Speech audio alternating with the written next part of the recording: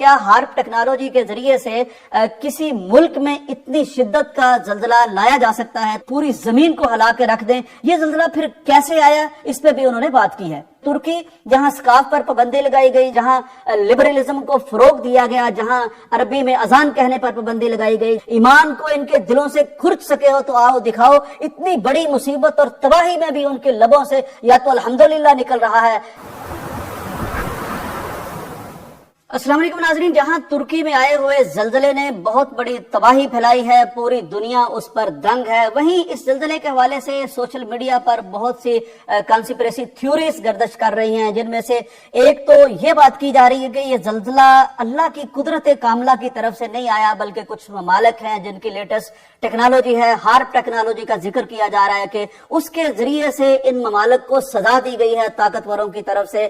زمین ہلا دی گئی ہے، زلزلہ لایا گیا ہے، خود سے لایا گیا ہے، اور ترکی کو اس کی لیڈرشپ کی یا اس کے اسلام کی سزا دینے کی کوشش کی گئی ہے۔ اس کی حقیقت یا کیا ہے، اس پہ بھی ہم بات کریں گے۔ ایک اور بات سوشل میڈیا پر کی جا رہی ہے کہ وہ ڈچ سائنٹسٹ جس نے پیشین گوئی کی تھی اس زلزلے کی، جو ترکی اور شام میں لبنان وغیرہ میں آیا ہے، تو اس کے ریکٹر اسکیل پر جو شدت ہے وہ بھی بتا دی تھی۔ یہ ڈچ سائنٹسٹ ہے، اس کا نام ہے فرینک ہوگر بیٹس۔ اس نے 3 دن پہلے جو پیشین گوئی کی تھی، اصل بات یہ ہے کہ اس میں پاکستان کا بھی نام لیا گیا ہے کہ کچھ وقت کے بعد اس کے مطابق پاکستان میں بھی زلزلہ آ سکتا ہے۔ پھر ایک اور سوال لوگوں کے ذہن میں اٹھ رہا ہے کہ یہ زلزلے اگر اللہ کا عذاب ہیں یا آزمائش ہیں یا سزا ہیں، تو پھر یہ مسلمانوں پر کیوں آتے ہیں؟ بہت سے اور لوگ ہیں جو اس سے زیادہ گنہگار ہو سکتے ہیں، وہاں کیوں نہیں آتے؟ تو یہ کیا اہل ترک کو یا جہاں زلزلہ آتا ہے ان کے لیے سزا ہوتی ہے؟ اس پہ ہم تینوں چیزوں پہ بات کرتے ہیں۔ پہلے ہم ہارپ ٹیکنالوجی کی بات کر لیتے ہیں کہ اس حوالے سے ماہرین کیا کہتے ہیں، ایکسپرٹس کیا کہتے ہیں۔ میں نے مختلف لوگوں کو اس حوالے سے دیکھا جو اس فیلڈ سے وابستہ ہیں، منسلک ہیں، انہی میں سے ایک شخص، کچھ اور بھی ہیں، ایک شخص میں آپ کے سامنے رکھنا چاہتا ہوں۔ یہ جناب زاہد رفیع صاحب ہیں، یہ بہت ایکسپرٹ ہیں، ارضیات کے اور جیولوجی کے ایکسپرٹ ہیں، ارتھ کویک ایکسپرٹ ہیں، International Institute of Seismology and Earthquake Engineering Japan سے یہ فارغ التحصیل ہیں، اور آج کل ڈویژن اسلام آباد میں پاکستان میں خدمات سر انجام دے رہے ہیں۔ ان سے جب پوچھا گیا کہ کیا ہارپ ٹیکنالوجی کے ذریعے سے کسی ملک میں اتنی شدت کا زلزلہ لایا جا سکتا ہے، تو ان کا جواب جو انہوں نے اپنی علم و دانش کی بنا پر دیا، جو اپنے ایکسپیرینس کی بنا پر دیا، جاپان میں آپ کو معلوم ہے کہ دنیا کے تقریباً سب سے زیادہ زلزلے آتے ہیں، تو وہاں سے پڑھ کے آئے ہوئے انہوں نے بتایا کہ 2005 میں بھی یہ بات بہت کی گئی تھی کہ یہ زلزلہ شاید کچھ طاقتیں ہیں جو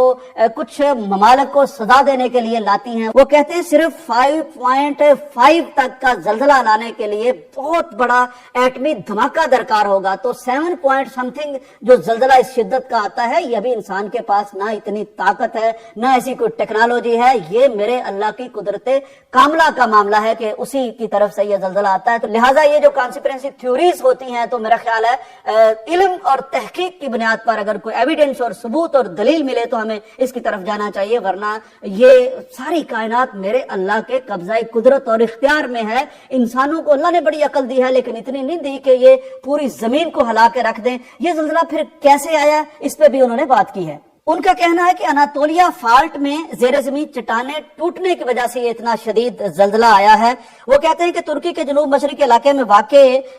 اس فالٹ لائن کے نیچے 3 پلیٹس جمع ہوتی ہیں جن کو ٹرپل جنکشن وہ کہتے ہیں۔ یہاں ایک پلیٹ کا نام افریقن پلیٹ ہے، ایک عربین پلیٹ ہے، ایک یورشین ہے، یہ ساری پلیٹس کے نام ہیں۔ تو وہ کہتے ہیں کہ 20 سال سے یہ 3 پلیٹس ہیں، میرے اللہ نے ایک اسباب کے تحت دنیا بنائی ہے، یہ تو دنیا ایکسپلور کرتی رہے گی کہ اللہ تعالیٰ نے زمین کیسے بنائی، آسمان کیسے بنایا، سیارے کتنے ہیں، یہ تو عمریں بیت جائیں گی اس کو سمجھتے سمجھتے۔ تو جتنی سمجھ آئی ہے کہ یہاں 3 پلیٹس ہیں، ٹرپل جنکشن ہے، افریقن پلیٹس ہیں، عربین پلیٹس ہیں، یورشین پلیٹس ہیں، تو ان کے اندر 20 سال سے ایک پریشر ڈیولپ ہوتا رہتا ہے۔ تو لیکن جب ایک حد سے بڑھ جاتا ہے وہ پریشر، تو پھر ایک وہ ٹوٹ پھوٹ کا شکار ہو جاتی ہیں چٹانیں، اور ان سے پھر ایک انرجی پیدا ہوتی ہے، اس انرجی سے پھر ظاہر زمین ہل کے رہ جاتی ہے۔ یہ میرے اللہ تعالیٰ نے اسباب بنائے ہوئے ہیں، وہ زلزلے کا باعث بنتی ہیں، اور اس شدت کا زلزلہ پھر اسی وجہ سے یہاں آیا ہے کیونکہ مشرقی اناتولیا فالٹ کے نیچے وہ کہتے ہیں 190 سے 195 کلومیٹر لمبی چٹان نے حرکت کی ہے، جس کی وجہ سے پھر یہ زلزلہ ایک جگہ بھی تھما نہیں ہے بلکہ مختلف ممالک میں گیا ہے اور اتنی زیادہ اس کی تباہی آئی ہے۔ ناظرین، دوسری بات جو اس وقت پاکستان میں سوشل میڈیا پر بہت گردش کر رہی ہے وہ وہی ڈچ سائنٹسٹ جس نے پاکستان کے بارے میں بھی یہ پیشین گوئی کی ہے کہ اگلے کچھ وقت میں پاکستان میں بھی زلزلہ آ سکتا ہے، جن کا ہم ذکر کر رہے ہیں زاہد رفیع صاحب۔ وہ کہتے ہیں پاکستان میں جو مشہور فالٹ لائنز موجود ہیں جہاں زلزلہ